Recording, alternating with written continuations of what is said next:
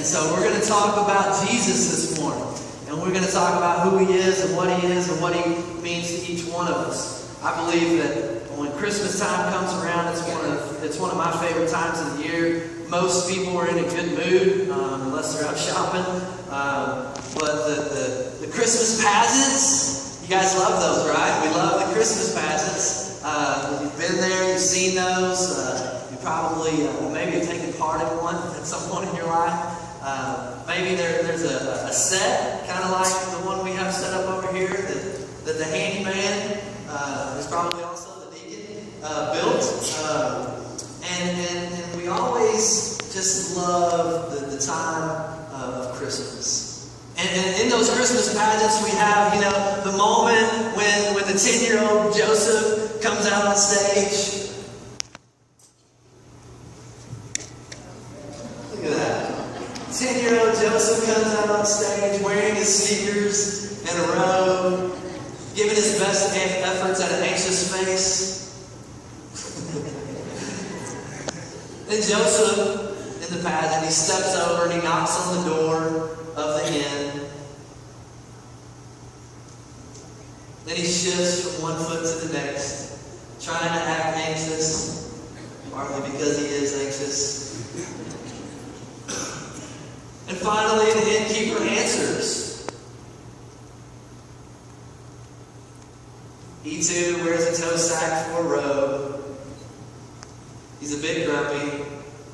After all, he was just a kid shooting basketball in his driveway until his mom made him come eating the Christmas pledge.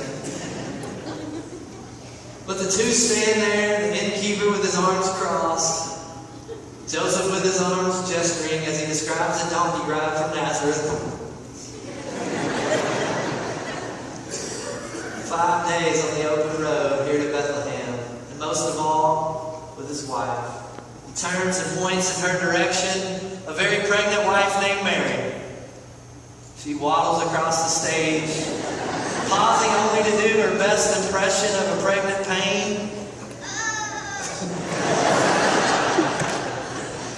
She's got a future. Joseph looks to the innkeeper.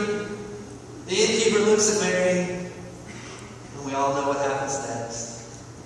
The innkeeper shakes his head.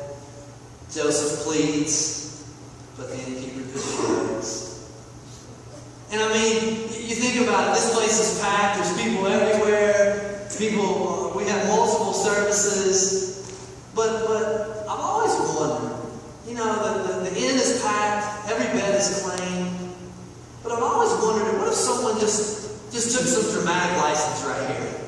What if someone just decided that instead of hurrying off to the next scene, they just interrupted this one and just made this one, made it end up as a little bit different? Whoa. Hang on just a second. Hang on.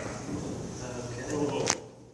Just give me a second, Bob. We've got to fix this scene real quick, okay?